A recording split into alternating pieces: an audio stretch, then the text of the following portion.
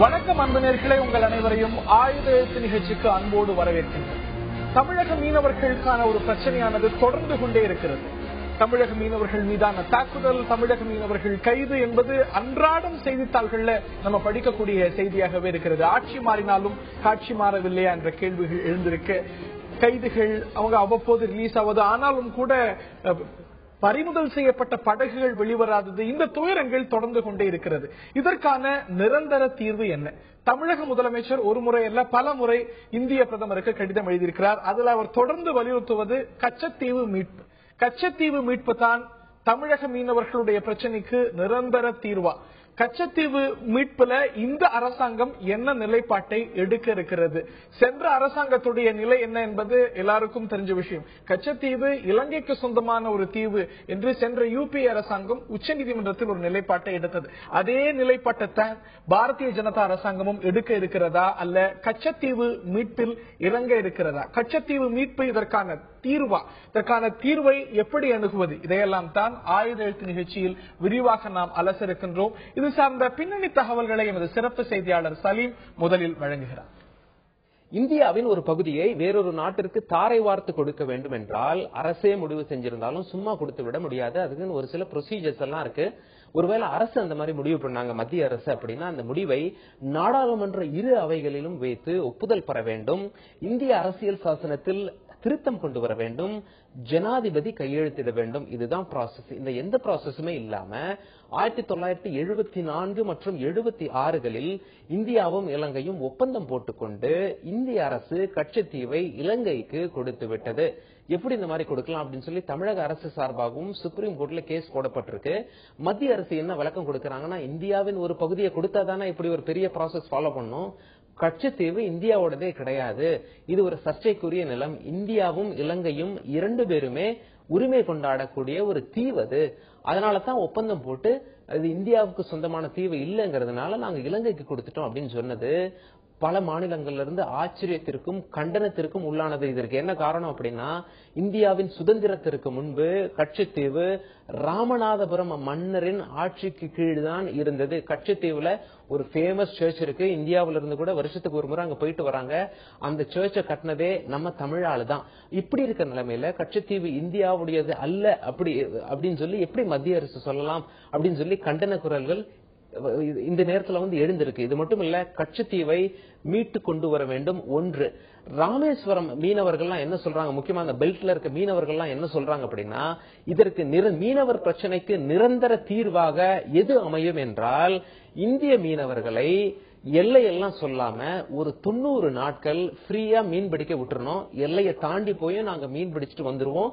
ஆனா 90 நாட்கள் தான். 90 நாட்களுக்கு மேலாக நாங்க அங்க போனா எங்களை கைது பண்ணலாம்.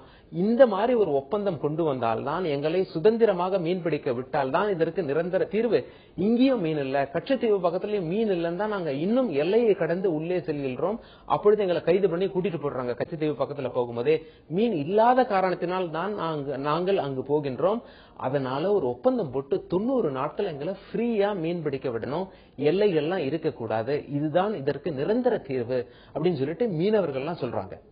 இதை பற்றித்தான் இந்த நிகழ்ச்சியில் விரிவாக நாம் அலச விவாதிக்க இருக்கின்றோம். கச்சத்தீவு மீட்பு மீனவர் பிரச்சனைக்கு நிரந்தர தீர்வா? கவனம் செலுத்துமா மத்திய அரசாங்கம்?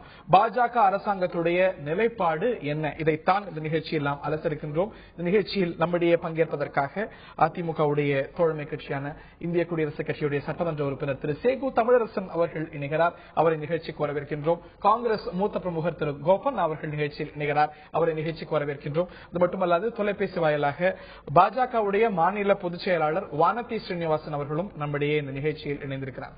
மூவரையும் இந்த நிகழ்ச்சிக்கு வரவேற்கின்றோம். என்னுடைய முதல் கேள்வி வானதி ஸ்ரீனிவாசன் அவர்களுக்கு.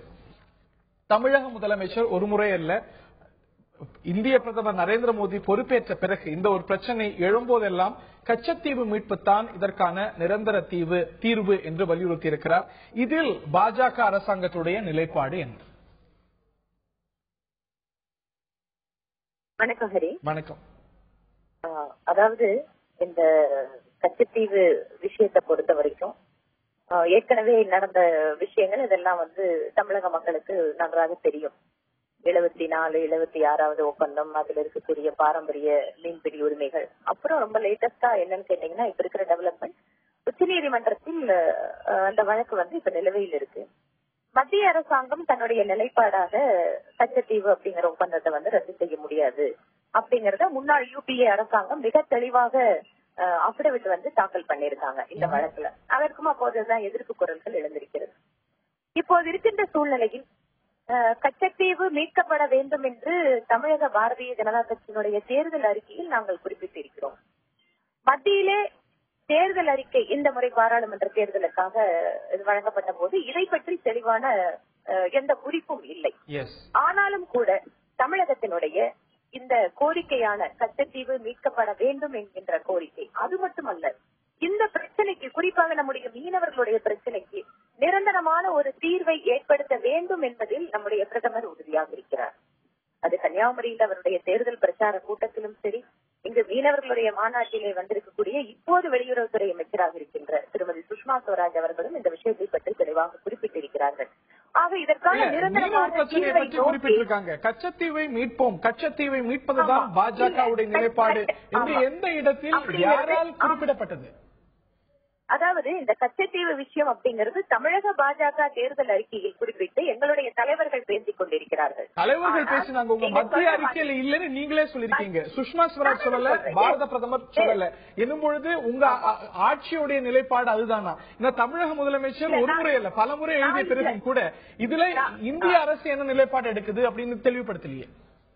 ஆமா, இந்திய அரசாங்கம் தன்னுடைய நிலைப்பாடு அப்படிங்கறதுல இதுல ஒரு பர்மனன்ட் சொல்யூஷனுக்காக போன வாரம் கூட டெல்லியில இதற்காக தனியாக ஒரு மீட்டிங் நடந்திருக்கு. இதனுடைய என்னென்ன மாதிரியான விஷயங்கள், பாதுகாப்பு ஏற்பாடுகள்ல மற்றும் இந்த மீனவர்கள் கச்சத்தீவை ஒட்டி பிடிக்கின்ற பகுதிகளில் ஏற்படக்கூடிய பிரச்சனைகள் பற்றி முழுமையாக பல துறைகளை சார்ந்த அதிகாரிகள் மீனவர் பிரச்சனையை பத்தி பேசப்பட்டது. கச்சத்தீவு அப்படிங்கிற ஒரு தீர்வு என்பது விவாத பொருளானதா? மீனவருக்கு பிரச்சனை அப்படின்னு வரும்போது கச்சத்தீவு இல்லாம ஒரு டிஸ்கஷன் எப்படி நடக்க முடியும்? ரைட், அது உங்களோட அஜெண்டால இருக்கக்கூடிய ஒரு விஷயமா நான் புரிஞ்சுக்கிறேன். நான் இந்த நிலையில திரு கோபன் அவர்கள்ட்ட கேட்க விரும்புகிறேன். இந்த பிரச்சனைக்கு அன்றும் சரி சமீபத்திலும் சரி மிகப்பெரிய காரணமா இருந்திருப்பது காங்கிரஸ் கட்சி அப்படிங்கறதுல மாற்றுக்கிறது இருக்கா? இந்த ஒரு கச்சத்தீவை நம்ம மீட்கணும் அப்படின்னு சொல்றோம், இந்தியாவுடைய ஒரு பகுதியை கொடுத்துட்டாங்கன்னு சொல்லும் பொழுது அது என்னைக்குமே இந்தியாவுடைய பகுதி இல்ல, அது இலங்கையுடைய பகுதி, நம்ம கொடுக்கவே இல்லை, அவங்களது அப்படின்னு சொல்வது அப்படிங்கிறது நிச்சயமா எவ்வளவு பெரிய எதிர்ப்பை சம்பாதிச்சிருக்கக்கூடிய விஷயம் உங்களுக்கு தெரியாது இல்ல? இல்ல 1974 ஜூன் மாசம் ஒரு ஒப்பந்தம் போடப்பட்டது. அதாவது இந்திரா காந்தி அவர்களும் ஸ்ரீமாவா பண்டாரநாயக்கா அவர்களும் ஒரு ஒப்பந்தம் போட்டாங்க. அதுல வெளியுறவுத்துறை செயலாளர்கள் கேவல் சிங் அண்ட் ஜெய்சிங்கே இலங்கையை சேர்ந்தவர் இருவரும் கடித பரிமாற்றங்கள் நடைபெற்று நாடாளுமன்றத்தினுடைய எல்லாமே அந்த அறிக்கைகள் அங்கே தாக்கல் செய்யப்பட்டு விவாதம் நடத்தப்பட்டு தான் இது கொடுக்கப்பட்டது. அப்ப அந்த விவாதத்தில் கொடுக்கப்பட்டு பேசப்பட்டது, கொடுக்கப்பட்டு அதுக்கு பிறகு பேசப்பட்டது. நாடாளுமன்றத்துடைய ஒப்புதல் பெறப்பட்டு ஒப்புதல் பெற வேண்டிய அவசியம் இல்லை. எப்படின்னா இது நாடாளுமன்றத்துக்கு தகவல் தெரிவிக்கப்பட்டது, அந்த ஒப்பந்தத்தினுடைய நகல் நாடாளுமன்றத்திலே வெளியுறவுத்துறை அமைச்சர் அவர்கள் சுரன் சிங் அவர்கள் அங்கே வைத்து உரையாற்றி இருக்கிறார். ஆக அதே போல தமிழ்நாடு அரசினுடைய அந்த முதலமைச்சராக இருந்த கலைஞர் அவர்களுக்கு இதுபோல இந்த தீவை நாங்கள் கொடுக்க போகிறோம், இந்த ஒப்பந்தம் சொல்லப்பட்டது. ஆனால் அவரோட அனுமதி கோர வேண்டிய அவசியம் கிடையாது. என்னன்னா இதுல இந்த தீவு யாருக்கும் பயன்படாத, தண்ணி வசதியே இல்லாத, ஒரு சொட்டு தண்ணீர் கூட இல்லாத, யாருக்கும் பயன்படாத ஒரு பூமி அது. முக்கால் சதுர மைல். நீங்க இந்த மீனவர் பிரச்சனைக்கும் இந்த கச்சத்தீவுக்குமே சம்பந்தம் கிடையாது. நிறைய இருக்கு, பிரச்சனையே அங்க கிடையாது. அதையும் தாண்டி சர்வதேச அந்த கடல் எல்லைக்குள்ள அந்த பகுதிக்கு போகிற போதான் இந்த பிரச்சனை இல்லாமதான் மீனவர்கள் இதை மீட்டு கொடுக்கணும்ங்களா? தமிழக அரசாங்கத்தில் தேவையில்லாத ஒரு பிரச்சனை உருவாக்கி இலங்கை மீனவர் பிரச்சனையை முற்றிலும் நன்கு அறிந்தவர்களுக்கு கச்சத்தீவுக்கும் மீனவர் பிரச்சனைக்கும் பெரிய தொடர்பு கிடையாது. இந்த கச்சத்தீவை மையமாக வைத்து இந்த பிரச்சனையை பேசுவது அதாவது என்னன்னா சிலவற்றை வேறு விதமாக பேசுவது. அதாவது பிரச்சனை எங்க நடக்குன்னா மன்னார் மாவட்டம் அப்புறம் வந்து யாழ்ப்பாண மாவட்டத்துல 163 கிலோமீட்டர் கடற்பகுதி இருக்கு பாருங்க. பிரச்சனை வருது.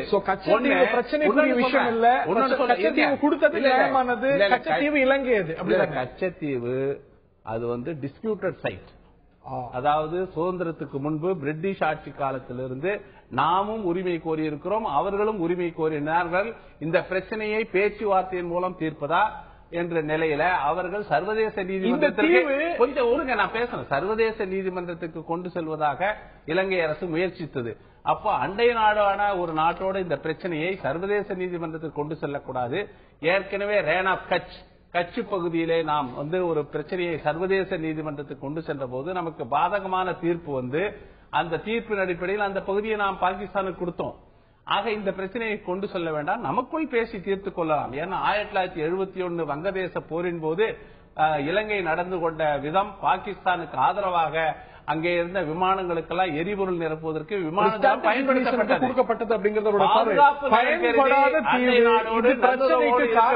அடிப்படையில் கொடுக்கப்பட்டது. கச்சத்தீவு மீட்பு அப்படிங்கிறது இந்த ஒரு பிரச்சனைக்கான தீர்வு அல்ல அப்படிங்கறத அவருடைய பார்வை.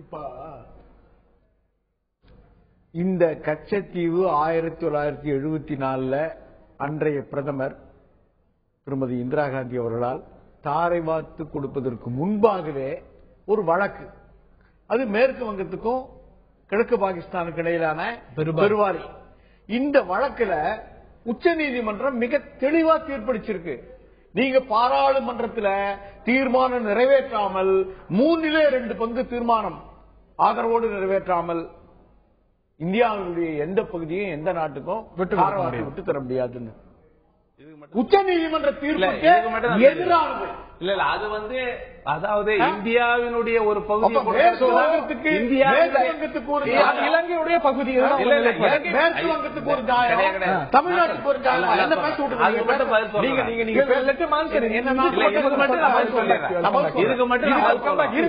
அப்புறம் இந்தியாவுடைய பகுதியை கொடுக்கணும் அப்படின்னா இன்னொரு நாட்டுக்கு கொடுக்கணும் அப்படின்னா பாராளுமன்ற ஒப்புதல் வந்து இருவருக்குமே டிஸ்பியூட்டட் பிளேஸ் அது. ஓ இல்ல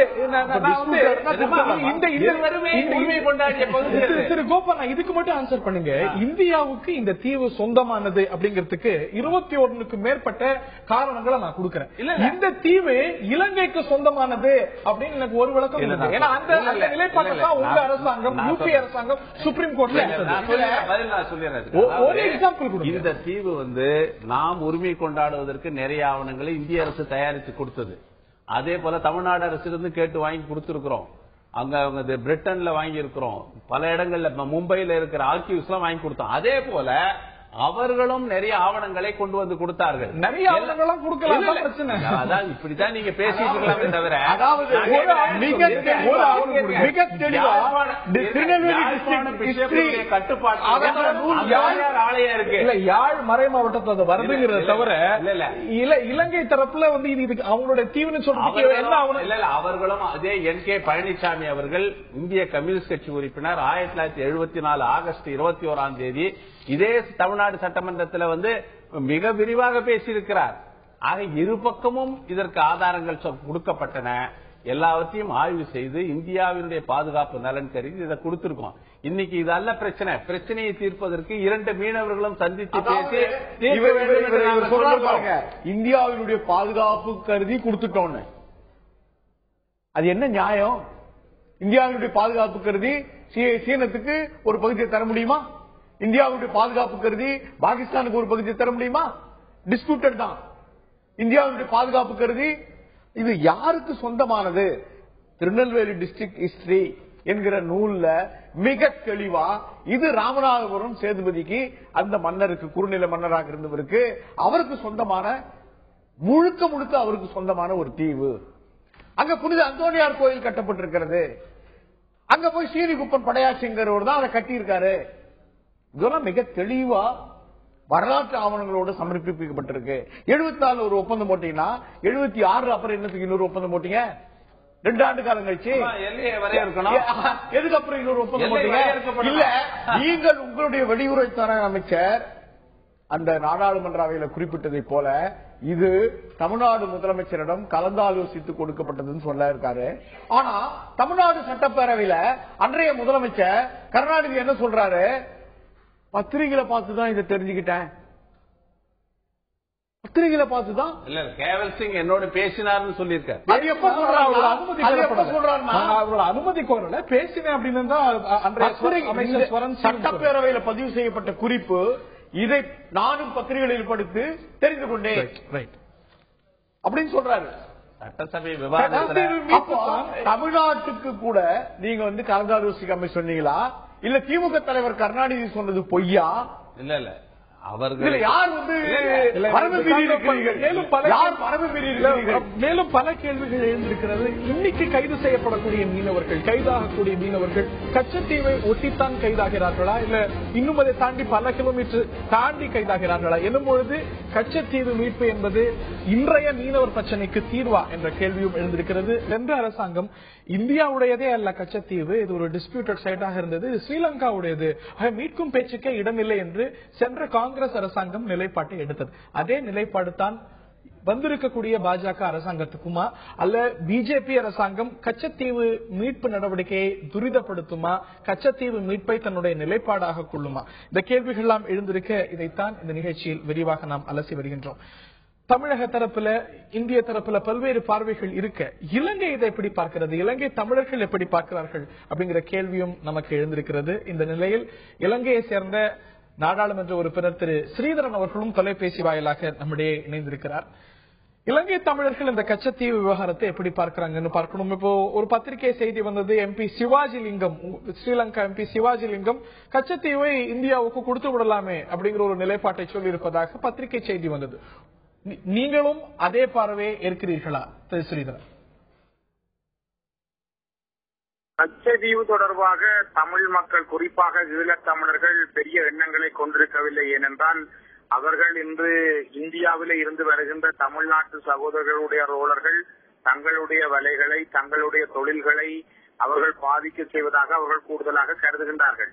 ஆனால் கச்சத்தீவு இந்தியாவோடு திரும்ப இணைக்கப்பட்டால் தமிழ்நாட்டிலே இருந்து வருகின்ற தமிழ்நாட்டைச் சேர்ந்த மீனவ சகோதரர்கள் கச்சத்தீவோடு தங்களுடைய தொழிலை நிறுத்திக் கொள்வார்கள். அதனால் வடக்கு கிழக்கிலே வாழுகின்ற தமிழ் மக்கள் தங்களுடைய கடல் எல்லைகள் 12 அல்லது 10 கிலோமீட்டருக்கு உட்பட்ட பகுதிகளிலே தாங்கள் சுயமாக தங்களுடைய தொழிலை செய்யக்கூடிய வாய்ப்பு இருக்கும் என்ற நம்பிக்கை அவர்கள் கொண்டிருக்கிறார்கள். ஆகவே கச்சத்தீவு என்பது எங்களுக்குரிய ஒரு பிரச்சனை அல்ல, அது கச்சத்தீவு இந்தியாவிடம் இருப்பது எங்களுக்கு இன்னும் பாதுகாப்பானது என்ற எண்ணங்களையே குறிப்பாக தமிழ் மக்கள் கொண்டிருக்கிறார்கள். அதுக்கு காரணமும் இருக்கிறது. எப்படி என்றால் 70ஆம் ஆண்டுகளில் 70களில் அல்லது 65, 80கள் வரையான அந்த குறிப்பிட்ட கால பகுதிக்குள்ளே தென்னாசியாவிலே பாதுகாப்பு உருவாக்கப்பட வேண்டும், தென்னாசியாவின் பாதுகாப்பு பலப்படுத்தப்பட வேண்டும் என்று இலங்கை ஜனாதிபதி பிரதமராக இருந்த ஸ்ரீமா அவர்கள் முன்வைத்த கொள்கையை நிராகரிக்க முடியாமல் தான் கச்சத்தீவை இந்தியா இவர்களுக்கு கொடுக்கக்கூடிய ஒரு சூழல் வந்தது. ஆனால் இன்று அந்த கச்சத்தீவை மையமாக வைத்து கூட சிங்கள தொழிலாளர்கள், சிங்கள மீனவர்கள் வடக்கு கிழக்கிலே அட்டை பிடித்தல், தங்கு பிடித்தல் என்று சொல்லி அவர்கள் வாடியடித்து தமிழர்களுடைய தொழிலை அவர்களும் கெடுத்து வருகின்றார்கள்.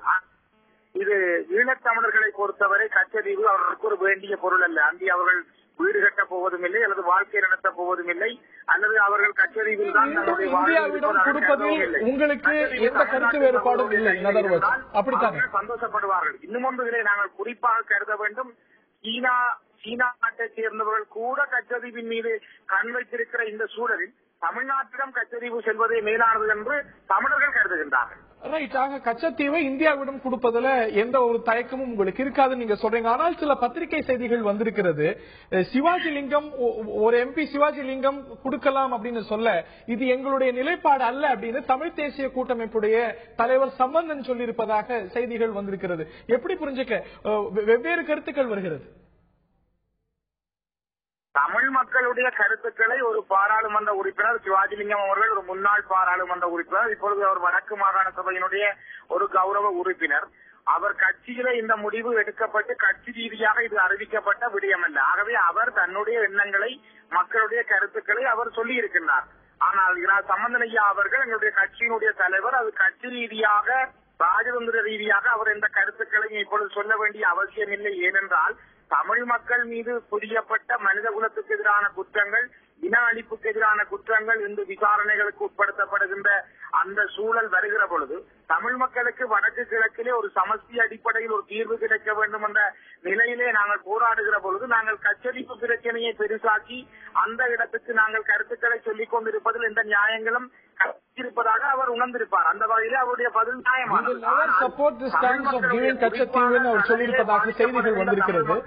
ஈழத்தமிழர்கள் அது தமிழ்நாட்டோடு இருப்பதிலே எங்களுக்கு எந்த ஆட்சேபனையும் இல்லை. உங்களுக்கு எந்த ஆட்சேபனையும் இல்லை. திரு சிவாஜிலிங்கத்துடைய கருத்தை நீங்கள் வழிமொழிவதாக நானும் புரிஞ்சுக்கிறேன். கச்சத்தீவு தமிழகத்துக்கு போவதில்லை, இந்தியாவுக்கு போவதில்லை, ஆட்சேபனம் இருக்க முடியாது ஈழத்தமிழர்களுக்கு அப்படிங்கிறது உங்களுடைய கருத்தாக இருக்கிறது. நான் வானதி சீனிவாசன் அவர்கள்ட்டையும் கேட்க விரும்புகின்றேன். நீங்க தொடர்ந்து சொல்லி வரக்கூடிய விஷயம் தமிழக பாஜகவுக்கு கச்சத்தீவு மீட்புல அக்கறைத்தான், எங்களுக்கும் அதே எண்ணம் தான் அப்படின்னு சொல்றீங்க. ஆனால் மத்திய அரசாங்கமும் இதே நிலைப்பாட்டை கொண்டதாகத்தான் இருக்கும்னு நீங்கள் சொல்லதான் நான் புரிஞ்சுக்கிறேன். ஆனால் இலங்கை அதிபர் இந்தியாவுக்கு வருகிறார், பிரதமர் நரேந்திர மோடியுடைய பதவி ஏற்புக்கு வருகிறார், பல்வேறு விஷயங்கள் பேசப்படுகின்றன, மீனவர் பிரச்சனை உட்பட 13வது சட்ட திருத்தம் உட்பட எல்லாம் பேசப்படுகின்றன. ஆனால் அந்த சந்தர்ப்பத்தை பயன்படுத்தி கச்சத்தீவு மீட்பை பற்றி ஏன் இந்திய பிரதமரும் இந்திய வெளிவிவகாரத்துறை அமைச்சரும் இந்தியா வந்திருந்த ராஜபக்சாவிடம் பேசவில்லையா? ஒரு வார்த்தை கூட பேசல. அதை பத்தி ஒரு வார்த்தை பேசல. நீங்களே எப்படி முடிவுக்கு வந்துடுவீங்களா? உறுதியா பேசல. என்னால உறுதியா சொல்ல முடியும், இந்தியா கச்சத்தீவை பற்றி இந்தியா வந்திருந்த இலங்கை அதிபர் ராஜபக்சாவிடம் ஒரு வார்த்தை கூட பேசவில்லை. ஆதாரம் காமிக்கட்டுமா? இல்ல, நான் சொல்றேன். இல்ல, நீங்க இல்லன்னு சொன்னீங்க. நீங்க இதை தெளிவுபடுத்திக்கிறது நல்லது. இதை யார் உறுதிப்படுத்திருக்காங்கன்னு நீங்களே கேளுங்க. இந்தியா வந்திருந்த இலங்கை அதிபரிடம் கச்சத்தீவை பற்றி நாங்கள் பேசவில்லை என்று யார் சொல்றாங்கன்னு நீங்களே பாருங்க.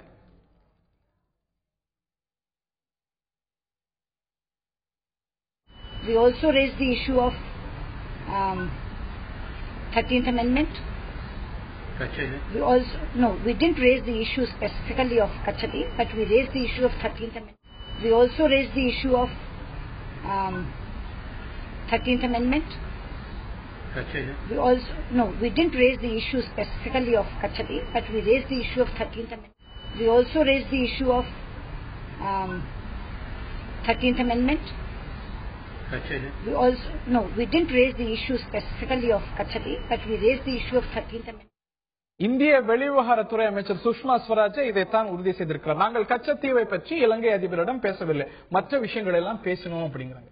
இதுதான் உங்களோட நிலைப்பாடு அப்படின்னா, கச்சத்தீவை மீட்பதுதான் பாஜக அரசாங்கத்தோட நிலைப்பாடுன்னா பேசுறதுல என்ன தயக்கம்? நான் ஒரு விஷயம் இதுல சொல்றேன். கச்சத்தீவு விவகாரத்தை பொறுத்தவரை மத்திய அரசாங்கம் உச்சநீதிமன்றத்திலே ஒரு பதிலை தாக்கல் செய்திருக்கிறது.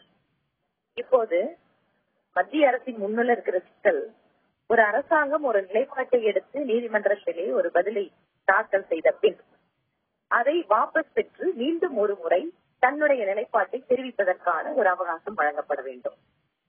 இது சம்பந்தமான பிரச்சனைகள் என்பது நுணுக்கமாக ஆராயப்பட வேண்டும். ஆக ஒரு சில விஷயங்கள் ஒரு சில வழிமுறைகளில் சென்றுவதன் மூலமாகத்தான் ஒரு நிரந்தரமான தீர்வை ஏற்படுத்த முடியும். அதனால இந்த பிரச்சனையை பொறுத்தவரையும் அரசாங்கம் அமைந்து இப்போது இதற்கான முன்னாடியே நான் சொன்ன மாதிரி இந்த பிரச்சனையை பற்றி தெரிந்தவர்கள் நிச்சயமாக இதை பற்றி உறுதியாக தீர்ப்பதற்கு உறுதி கொண்டவர்கள் இருக்கிறார்கள். இதற்கான அணுகுமுறைகளும் மேற்கொள்ளப்பட்டு வருகிறது. அதனால நிச்சயமாக நம்புவோம், நம்முடைய மீனவர்கள் இந்த பிரச்சனையை சரியாக கையாள்வதற்கு மத்திய அரசு தயாராக இருக்கிறது. கச்சத்தீவு பிரச்சனையை பொறுத்தவரை நிச்சயமாக தமிழகத்தினுடைய பாரதிய ஜனதா கட்சியினுடைய நிலைப்பாட்டை மத்தியில் இருக்கக்கூடிய அரசாங்கம் உறுதியாக எடுத்துக்கொள்ளும். இது நீங்க தமிழக பாஜக, தேசிய பாஜக இதுல நீங்க பிரிச்சிட முடியாது, நீங்க வேறுபடுத்திட முடியாது. ஏனென்றால் முதல்ல பாராளுமன்றத்துல கச்சத்தீவு இந்தியாவோட பகுதி கொடுத்திருக்க கூடாது என்று குரல் எழுப்பியவர் வாஜ்பாய். அது சார்ந்த வழக்கு ஜனசங்கத்துடைய பிறகு பாஜகவுடைய தேசிய தலைவர், அன்று பாஜகவுடைய மூத்த தலைவர்களாக இருந்த ஜனா கிருஷ்ணமூர்த்தியால் கேஸ் போடப்பட்டது. ஆக எப்படி நீங்க திருப்பி அந்த ஸ்டாண்ட்ஸ் ரிவைஸ் பண்ண முடியும்? இதுதானே உங்களுடைய நிலைப்பாடா இருக்க முடியும். அதனாலதான் நான் சொல்றேன், ஸ்டாண்டர்ட் ரிவர்ஸ் பண்றதை பத்தி நான் இப்ப பேசவே இல்லை. நான் சொல்றது எல்லாமே அரசாங்கம் மத்தியில இருக்கக்கூடிய இப்போதைய அரசாங்கம் அதற்கான அணுகுமுறைகளை மேற்கொண்டு வருகிறது. இதற்கு முன்னதாக ஒரே ஒரு விஷயத்தை நான் சுட்டிக்காட்ட விரும்புறேன். அதாவது இதனால இது வாஜ்பாய் அவர்களே 5 ஆண்டு காலம் பிரதமராக இருக்கும் போது இந்த பிரச்சனையை ஆரம்பித்தார். அவரே பிரதமராக 5 ஆண்டு காலம் இருந்தபோது இந்த கச்சத்தீவை மீட்டெடுப்பதற்கு மிக பெரிதான நடவடிக்கைகளை அவர் ஒன்றும் எடுக்கவில்லை. ஆனா அவர்தான் பாராளுமன்றத்தில் 74 பேசுறப்ப சொன்னாரு, நாங்கள் வழக்கு போடுவோம், பெருவாரி வழக்கை போல இதற்கும் வழக்கு போடுவதற்கு ஜனசங்கம் முன்வரும். இல்ல, வழக்கும் போடப்பட்டது. திரு ஜனா கிருஷ்ணமூர்த்தி அவர்கள் சென்னை உயர்நீதிமன்றத்தில் அவரே போடுறேன்னு சொன்னார். சோ உறுதியாக இப்படி புரிஞ்சுக்கலாமா? நான் குற்றம் சாட்டல. என்னுடைய கேள்வி, உறுதியாக அதே நிலைப்பாட்டில் நின்று இன்றைய அரசாங்கம் கச்சத்தீவு மீட்பில் உறுதியாக நிற்கும், இதுதான் இந்திய அரசாங்கத்துடைய நிலைப்பாடாக இருக்கும், யூபிஏ அரசாங்கத்துடைய நிலைப்பாட்டிலிருந்து மாறி கச்சத்தீவு மீட்பை இந்திய அரசாங்கத்துடைய நிலைப்பாடாக கொள்ளும் என்று நீங்க ஏன் உத்தரவாதம் கொடுக்க கூடாது வானதி ஸ்ரீனிவாசன்? நிச்சயமாக உறுதியாக அதற்கான வாய்ப்பு இருக்கிறது. ரைட். இதுதானே மக்கள் எதிர்பார்க்கிறார்கள். கால அவகாசம் கொடுக்கலாமே அவர்களுக்கு. திரு சேகு தமிழரசன் அவர்களையும் கேட்கவும் என்று திரு கோபன் அவர்களையும் கேட்கவும். ஏன் நம்பிக்கை கொள்ளக்கூடாது? இதுதான் நாங்க ஏற்கனவே எடுத்த நிலைப்பாடுன்னு சொல்லியிருக்காங்க. இதை நாங்கள் செய்வோம் அப்படின்னு தமிழக பாஜக சார்பா சொல்றாங்க. ஏன் நம்ப கூடாது திரு? அப்படின்னா ஒரு உறுதி சொல்லலாமே. தேர்தல் அறிக்கையிலும் சொல்லல, இங்கிருந்து பேசினாங்களே தவிர தேர்தல் அறிக்கையிலும் இது வெளிப்படல. அதுக்கப்புறமும் இப்போ நம்முடைய முதலமைச்சர் முதல் முறை நம்முடைய பிரதமரை சந்தித்த போதே 3ஆம் தேதியே அந்த கோரிக்கைகள்ல முதல் 2வது கோரிக்கையாகவே இந்த கோரிக்கையை கச்சத்தீவை மீட்டெடுக்க வேண்டும் என்ற கோரிக்கையை பிரதமரோட முன் வச்சிருக்காங்க. இதுவரைக்கும் இது குறித்து பிரதமரோ வெளியுறவுத்துறை அமைச்சரோ இல்ல கட்சி தலைவர்களோ வேறு யாருமே உறுதிப்பட தெளிவுபட ஒரு கருத்து சொல்லலையே. தெரிவிப்பார்களா அப்படிங்கிற ஒரு கேள்வி எழுந்திருக்கிறது. காங்கிரஸை நோக்கியும் பாஜகவை நோக்கியும் மேலும் சில கேள்விகளும் எழுந்திருக்கின்றன. அதிமுகவை நோக்கியும் எழுந்திருக்கின்றன. இதற்கான தீர்வு கச்சத்தீவு தானா? மீனவர்களுடைய பிரச்சனைக்கு கச்சத்தீவு மீட்பு என்பது தீர்வை கொண்டு வந்து விடுமா? மற்ற அரசியல் கட்சிகள், தமிழ்நாட்டில் இருக்கக்கூடிய அரசியல் கட்சிகளுக்கும் இந்த நிலைப்பாட்டில் மாற்றம் இருக்கிறது. திமுக தலைவரும் இது சார்ந்த வழக்கை தொடர்ந்திருக்கிறார். தமிழக அரசாங்கமும் இது சார்ந்த வழக்கை உச்சநீதிமன்றத்தில் நடத்தி வருகிறது. இந்த நிலையில் நமக்கு எழுந்திருக்கக்கூடிய கேள்வி தமிழக மீனவர் பிரச்சனைக்கு கச்சத்தீவு மீட்பு தான் பிரச்சனையா, அதுதான் தீர்வா என்பதுதான் இன்று பிரதானமாக எழுந்திருக்கக்கூடிய கேள்வி. இதைத்தான் விவாதித்து வருகின்றோம். Everybody is on the same page. ஆனால் உங்களை தவிர திரு கோபண்ணா, கச்சத்தீவு இந்தியாவே அல்ல, ஒரு டிஸ்பியூட்டட் டெரிட்டரி அப்படிங்கிறீங்க. 1000 ஆதாரங்கள் இந்தியாதுன்னு இருக்கு, 1-2 ஆதாரங்கள் இலங்கை சொல்லுது, அதை நீங்க ஏற்கிறீங்க. இருக்கக்கூடிய 1000 ராமநாதபுரம் சேதுபதிக்கு சொந்தமானது, பல மேப்ஸ் இருக்கு, அதையெல்லாம் ஏற்காம இலங்கை சொல்லக்கூடிய ஒரு டிஸ்பியூட் பாயிண்ட்டை ஏற்கிறீங்க. இதனால தீர்வு எதுவும் ஏற்படாதுங்கிறீங்க. எல்லாரும் இதுதான் தீர்வுன்னு சொல்ல இல்ல. அதாவது இரு பக்கமும் இருக்கிற ஆதாரங்களை ஆய்வு செய்து, ஆதாரங்கள் திரட்டப்பட்டு ஆய்வு செய்து இறுதியாக நம்ம எல்லையிலிருந்து அது 12.5 மைலுக்கு அப்பால கச்சத்தீவு இருக்கு, அவர்கள் எல்லையிலிருந்து அது 10.5 மைலுக்கு இருக்கு. கிட்டத்தட்ட 2 மைல் நமக்கு கூடுதலாக இருக்கிறது. அதனால அது ஒரு காரணம். சர்வதேச கடல் எல்லையை நாம் வகுக்க வேண்டிய நிலை ஏற்பட்ட போது 2வது ஒப்பந்தம் 1976 மார்ச் மாதம் போடப்பட்டது. எல்லாமே ஒரு அதாவது ஒரு பொதுவான நலன், அண்டை நாடுகளோடு நல்லுறவு இருக்க வேண்டும் என்ற நோக்கத்தில் தான் வழங்கப்பட்டதே தவிர தாரை வார்ப்பது என்று யாரை பார்த்து சொல்லுகிறீர்கள்? இந்த நாட்டின் விடுதலைக்காக போராடிய காங்கிரஸ் கட்சி, காங்கிரசுடைய பிரதமர் இந்த நாட்டின் ஒரு பகுதியை யாருக்கோ தாரை வார்த்து விடுவாரா? இந்திரா காந்தி அதை செய்து விடுவாரா? வங்கதேச போராட்டத்தின் போது எவ்வளவு பெரிய இதெல்லாம் இதுல நீங்க உண்மையை பார்க்கிறீங்க. ஒண்ணு அடுத்து நான் கேட்கிறேன், தமிழக காங்கிரசுடைய பிரதான தலைவர்கள் நீங்க சொல்லக்கூடிய இந்த நிலைப்பாட்டிலிருந்து மாறுபடுறாங்க. இல்ல கிடையாது. ஐக்கிய முற்போக்கு கூட்டணி அரசினுடைய சார்பாக நீதிமன்றத்திலே அபிடவிட் தாக்கல் செய்யப்பட்டிருக்கிறது. இலங்கைக்கு சொந்தமானது கச்சத்தீவு, நமக்கு அதுக்கும் சொந்தம், நம்ம சொந்தமான அவசியம் இல்லை, முடிந்து போன விஷயம் என்று நீதிமன்றத்திலே சொல்லப்பட்டிருக்கு. கொஞ்சம் பேசுறேன், கொஞ்சம். அதனால உண்மையை பேசணும். ஏன்னா உண்மையை பேசுவது இந்த சரி, எப்பயாவது பேசித்தான் ஆகணும். அது அவர் ஜி.கே. வாசன் சொன்னாருன்னா அது அவருடைய சொந்த கருத்து. காங்கிரஸ் கட்சி சொன்னாரு சொந்த கருத்து. இல்ல, தமிழ்நாடு பாஜக சொல்லுது பாருங்க, இங்க ஒரு கருத்து, அங்க ஒரு கருத்து. ஒரு கருத்து இல்ல, அது கிடையாது. கச்சத்தீவு என்பது நேரு குடும்பத்துக்கு சொந்தமான ஒன்றல்ல, கிடையாது. நீங்க ஒரு மரபு சட்டம் இவைகள் எல்லாம் மீறி எப்படி தருவீங்க? இல்ல சர்ச்சைக்குரிய பகுதி மரபுகள் இல்லையா, சட்டம் இல்லையா, வரலாறு இல்லையா, சான்று இல்லையா, எந்த அடிப்படையில் தரீங்க?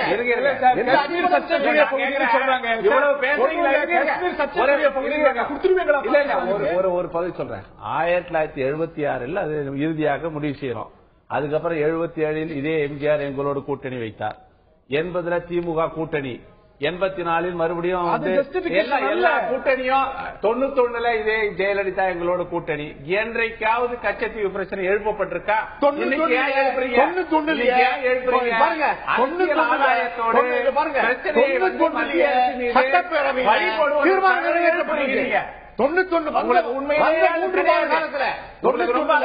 இன்றைய முதலமைச்சர் 3 மாத காலத்துல சட்டப்பேரவையில் தீர்மானம் நிறைவேற்றப்பட்டிருக்கு. இந்திய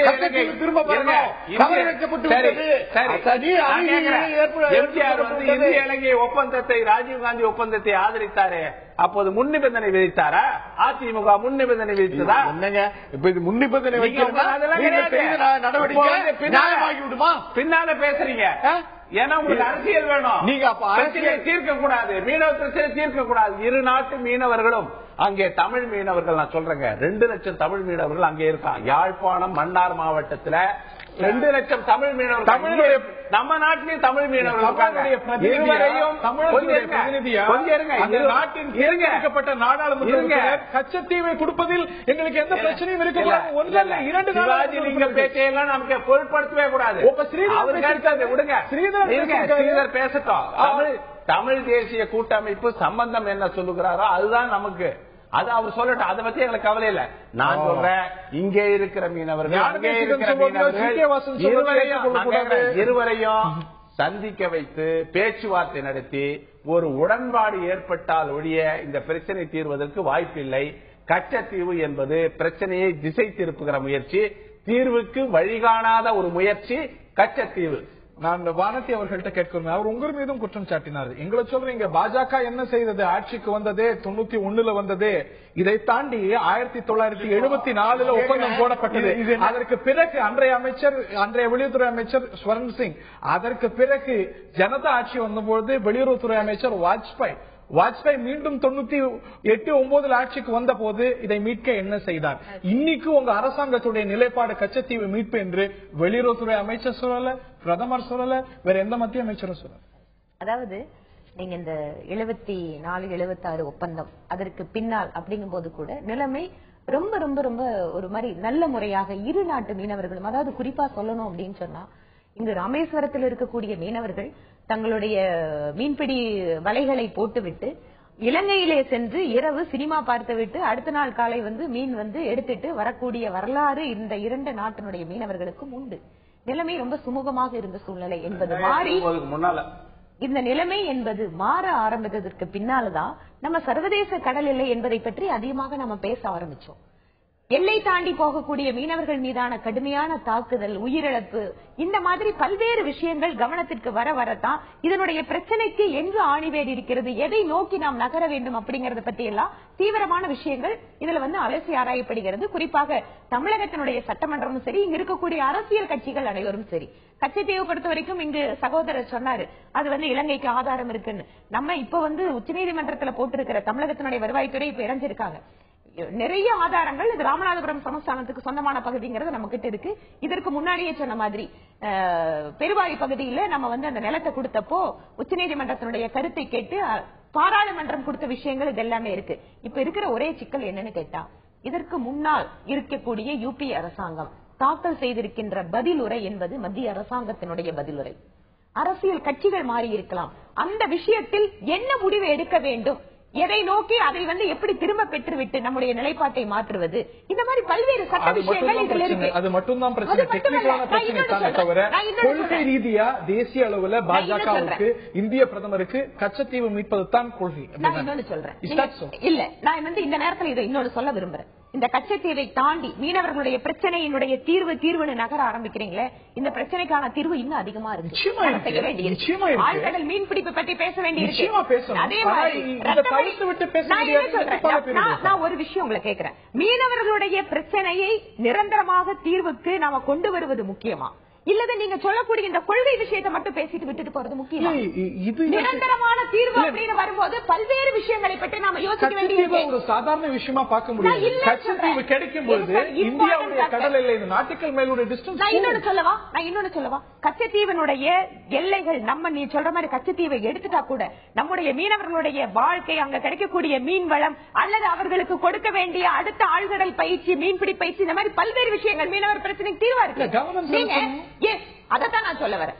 அப்போ அரசாங்கம் இதற்கான அத்தனை முயற்சிகளிலும் ஈடுபட்டுக் கொண்டிருக்கிறது. இப்ப இந்த நேரத்துல கச்சத்தீவு மட்டுமே மீனவர் பிரச்சனைக்கு தீர்வாகுமான்னு கேட்டா தீர்வாகாது. இன்னும் இதை தாண்டி நிறைய விஷயம் செய்ய வேண்டி இருக்கு. அதைத்தான் பிரதமர் மோடி சொன்னாரு. எந்த இடத்துல அதிகமா மீன் கிடைக்கணும் கூட நாங்க சேட்டலைட் வழியா மீனவர்களுக்கு சொல்லித்தர தயாரா இருக்கோம். சேகு தமிழரசன் அவர்கள்ட்ட கேட்க விரும்புகிறேன். கச்சத்தீவு வந்தால் மீனவ பிரச்சனைக்கு தீர்வு வந்துடும் பிளாக் அண்ட் ஒயிட்ல பார்ப்பது சரியா? ஏன்னா இன்னைக்கு கைதாகக்கூடிய நிறைய மீனவர்கள், பெரும்பாலான மீனவர்கள் கச்சத்தீவுக்கு பக்கத்துல மீன் பிடிச்சு கைதாகல, அதை தாண்டியும் போய் கைதாறாங்க. சோ இது ஒரு கைது அப்படிங்கிறது கச்சத்தீவு பக்கத்துல தான் நடக்குது. சோ கச்சத்தீவு கிடைச்சா தீந்துரும் அப்படின்னு நம்ம பாக்குறது அப்படிங்கிறது ரொம்ப சிம்பிளிஸ்டிக்கா பாக்குறோம் இந்த விஷயத்த. இது ஒரு அடையாளம். கச்சத்தீவு பிரச்சனையில நம்ம நம்முடைய இழந்த அந்த உரிமையை பெற்றெடுப்போமானால் அது ஒரு அடையாளம் நம்மளுடைய மீனவர்களுக்கு, ஒட்டுமொத்த தமிழ் சமூகத்துக்கு கிடைக்கிற அந்த உரிமை நாம் நம்முடைய எதையும் இழக்கல அப்படின்றதுக்கான ஒரு அடையாளம். இல்ல கச்சத்தீவு கிடைச்சா சில நாட்டுகள் மைல் நம்மளோட உரிமை கூடுதுன்னே வச்சுக்கோங்க.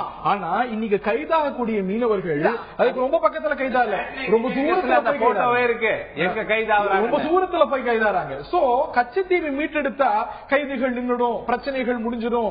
சோ எல்லா பிரச்சனையும் முடிஞ்சிடும் அப்படின்னு பார்ப்பது அப்படிங்கிறது ரொம்ப ஒரு சிம்பிளா பாக்குறோம். இப்ப கச்சத்தீவு என்பது கடந்த காலத்துல நம்முடைய பயன்பாட்டில் இருந்த ஒன்று. அதையும் மீறி நம்ம தாண்டி சில பகுதிக்கு போகிறோம் அப்படிங்கிறது அந்த எல்லை பிரச்சனை. அது நம்ம எல்லை அடையாளம் பல நேரங்களில் தெரியாம இருக்கலாம். ஏன்னா மீனவர்கள் ஒன்னும் பெரிய விஞ்ஞானிகள் அல்ல, கடல் நீள ஆழம் அகலமெல்லாம் தெரிந்தவர்கள் அல்ல. அவங்க தொழில் ஈடுபடுற ஒரு சாதாரண ஏழை மக்களை தவிர, படிப்பறிவு இல்லாத பாமரர்களை தவிர அவங்க ஒண்ணும் இல்லை. ஆனாலும் இந்த கச்சத்தீவு ஒரு அடையாளம் நமக்கு. இதை நாம் பெறுவதன் மூலம் நம்முடைய உரிமையை நிலைநாட்டுவதன் மூலம் இந்த பிரச்சனைகளை மிக எளிதாக தீர்ப்பதற்கு, அமைதியா தீர்ப்பதற்கு நமக்கு ஒரு வழி. கோபால் அவர்கள்ட்ட கேட்கிறோம்.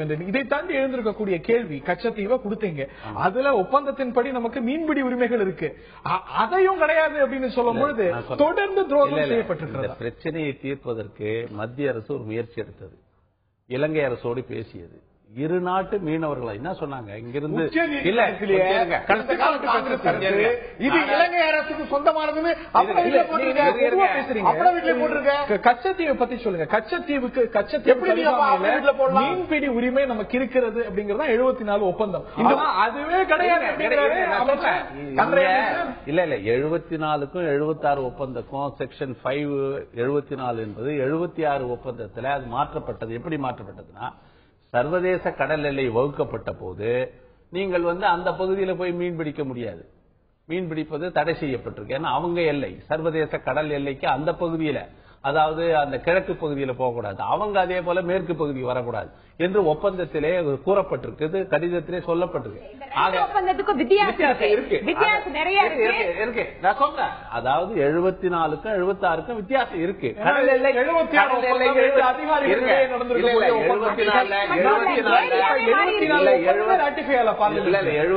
கடல் எல்லை வகுக்கப்படல, 76 ஒப்பந்தத்தில் கடல் எல்லை வகுக்கப்பட்டிருக்கு.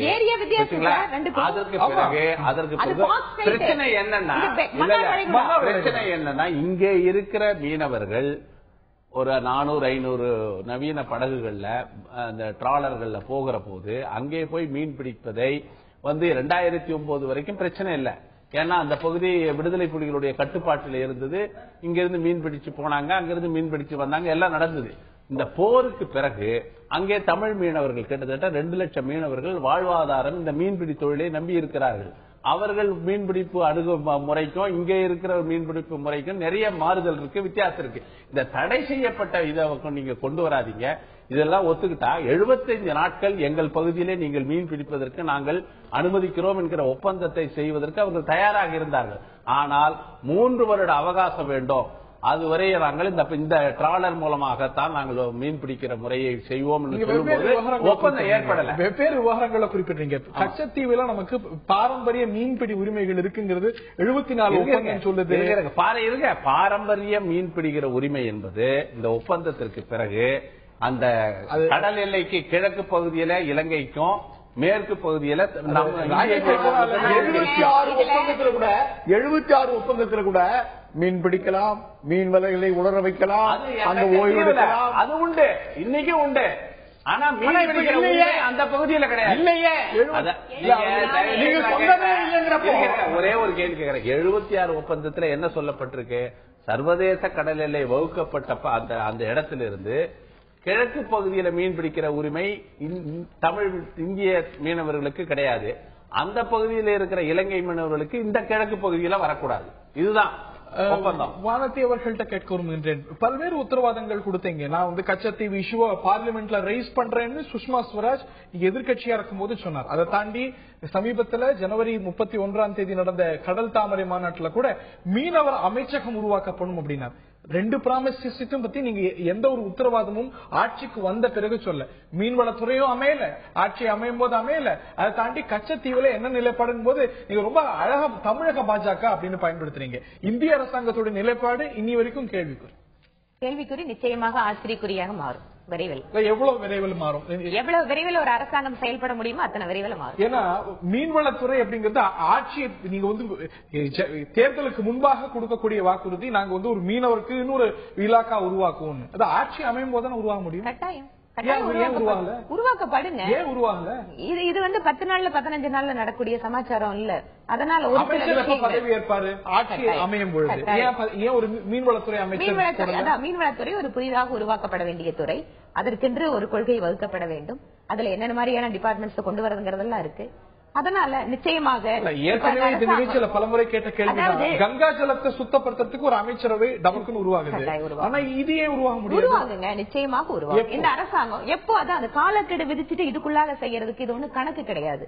இது அரசாங்கம். அதனால நிச்சயமாக இதுல ஒரு நல்ல முடிவோ நீங்க சொல்ற மாதிரி எங்களுடைய வாக்குறுதிகள் அத்தனையும் நிறைவேற்றப்படும். தேர்தல் முடிந்து ஒரு புதிய அரசாங்கம் பதவியேற்றிருக்கிறது. ஒரு அரசியல் விமர்சகர் அரசாங்கத்தினுடைய நடப்புகளை தெரிஞ்சவங்க. அதனால எப்ப நடக்கும் இது 10 நாள்ல குழந்தை கட்டாயம் 10 மாசத்துக்கு அப்புறம் பிறந்துதான் தீரும். அது உள்ள இருக்க முடியாது. அந்த மாதிரிதான் ஒவ்வொன்றுக்கும் ஒரு காலக்கெடு இருக்கு. நிச்சயமா நடக்கும். நியாயமான விளக்கம் தான் திரு தமிழரசு. நியாயமா படலையா இந்த விளக்கம் உங்களுக்கு? இல்ல இப்ப நீங்களே குறிப்பிட்டது போல இன்னும் துறையே இல்லாத கங்கையை புனிதப்படுத்துறதுக்கு மட்டும் ஒரு அமைச்சர் வந்துட்டாங்க. இன்னும் துறையே அமையல. நீர்வளத்துறை அமைச்சருக்கு அடிஷனல் பொறுப்பாது சிறப்பு கவனம் கொடுத்து உருவாக்கப்பட்டிருக்கு.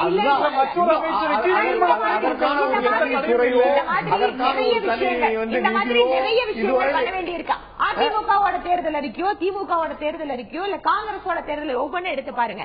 அவர்களுக்கு கொடுக்க வேண்டிய காலம் இதையெல்லாம் கொடுத்துதானே ஒவ்வொரு விஷயம். நான் இல்லன்னு சொல்லல. ஆனா அதே சமயம்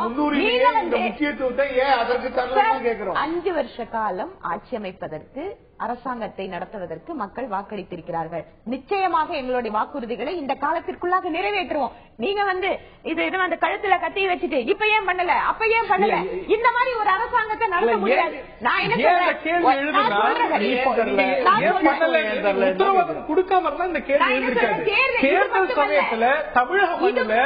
மத்திய வெளியுறவுத்துறை அமைச்சர் சுஷ்மா ஸ்வராஜ் உருவாக்கப்படும், பாஜக ஆட்சிக்கு வந்தவுடன் உருவாக்கப்படும். நான் இன்னும் சொல்றேங்க, கட்டாயம் உருவாக்கப்படும். இது ஒவ்வொரு அரசாங்கம் ஒவ்வொன்றும் அதற்கென்று ஒரு காலக்கெடுவு இருக்கு. அதுல சில வேலைகள் அடிப்படையாக செய்ய வேண்டி இருக்கிறது. அதான் சொன்னோம். ஏன் சந்தேகம்னா வழக்கு போடுவோம் சொன்னவரே 5 ஆண்டு காலம் பிரதமரா இருந்தப்போ இதுல அக்கறை எடுக்கல. அன்றைக்கு இருந்த சூழ்நிலை அப்படிங்கறதுக்கும் இன்று நான் இப்ப கேக்குறேன் சார், கச்சத்தீவு பிரச்சனை இன்னைக்கா தெரியும் அதிமுகவுக்கு? ஏன் இப்ப போய் கேஸ் போடுறாங்க? ஏன் 20 வருஷத்துக்கு முன்னாடி கேஸ் போடல?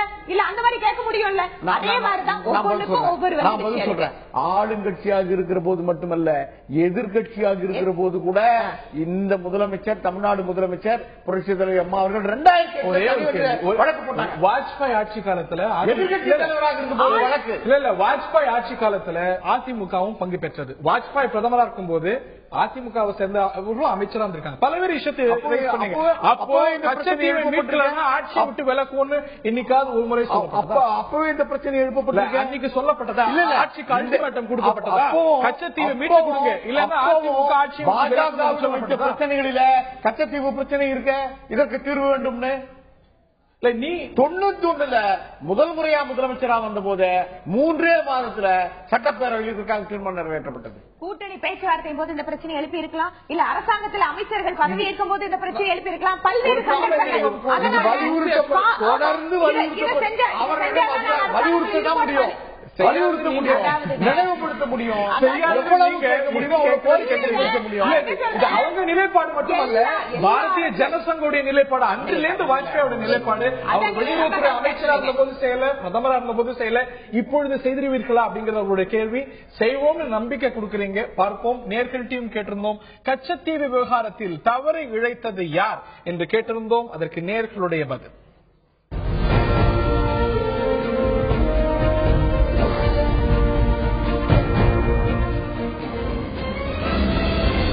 மாநில கட்சிகள் என்று 26%, தேசிய கட்சிகள் என்று 46%, 2 பேருக்குமே இதுல பொறுப்பு இருக்கு என்று 28% சொல்லியிருக்கிறார்கள். கச்சத்தீவு மீட்கப்படுமா? புதிதாக பதவியேற்றிருக்கக்கூடிய அரசாங்கம் அதை தன்னுடைய நிலைப்பாடாக, கொள்கை நிலைப்பாடாக, ஏற்கனவே நிலைப்பாட்டை எடுத்த யூபி அரசாங்கத்துடைய நிலைப்பாட்டிலிருந்து விலகி எடுக்குமா, அல்ல கச்சத்தீவு மீட்புத்தான் இந்த பிரச்சனைக்கு தீர்வா? இந்த கேள்விகள் எல்லாம் இன்னும் பிரதானமாக எழுந்திருக்க நிகழ்ச்சி நிறைவு செய்தாக வேண்டும். ரொம்ப சுருக்கமா வேற நீங்கள் 1974 இந்த கச்சத்தீவு பிரச்சனை ஒப்பந்தம் ஏற்பட்ட போது தமிழர் தலைவர் செல்வா அவர்கள் அங்கே இலங்கையில இருக்கிற 10 லட்சத்துக்கு மேற்பட்ட தமிழர்களுடைய வாழ்வை பாதுகாக்கிற வகையில் நலனை மையமாக வைத்து இந்த ஒப்பந்தம் போடப்பட்டிருக்கிறது. இந்த தீவு வழங்கப்பட்டதன் மூலம் இங்கே இலங்கையிலே ஒரு நல்ல எதிர்காலம் இருக்கும் என்று அவர் கருத்து தெரிவித்தார். ஈழத்தமிழர்களுக்கு இந்த கச்சத்தீவை மீண்டும் இந்தியாவுக்கு கொடுப்பதில் எந்த தயக்கமும் இருக்க முடியாது என்று அவர்கள் சொல்ல, என்ன நடக்க போகிறது? கச்சத்தீவு மீட்கப்படுமா? பொறுத்திருந்து பார்ப்போம்.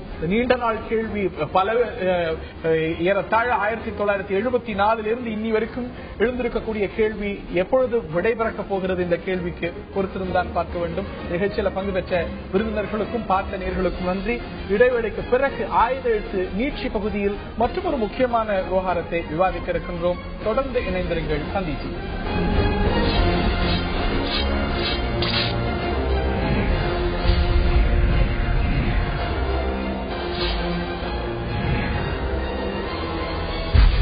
நரேந்திர மோடியுடைய சக்சஸர் ஆனந்திபென் பட்டேல் தான் இந்த முடிவை எடுத்திருக்கிறார்.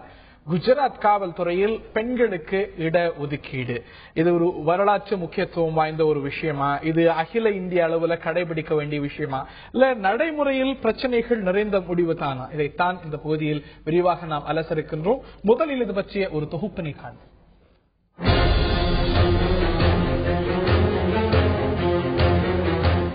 இந்தியாவில் பெண்கள் 2ஆம் தர குடிமக்களாக நடத்தப்படுவதை தடுக்கவும், பெண்ணுரிமையை உறுதி செய்யும் வகையிலும் பெண்களுக்கு அரசியல் அங்கீகாரம் வழங்க வேண்டும் என்று பல்வேறு அமைப்புகள் தொடர்ந்து குரல் கொடுத்து வந்ததன் விளைவாக 1991ஆம் ஆண்டு ராஜீவ்காந்தி தலைமையிலான காங்கிரஸ் அரசு உள்ளாட்சி அமைப்புகளில் 33% இடஒதுக்கீட்டை அமல்படுத்தியது.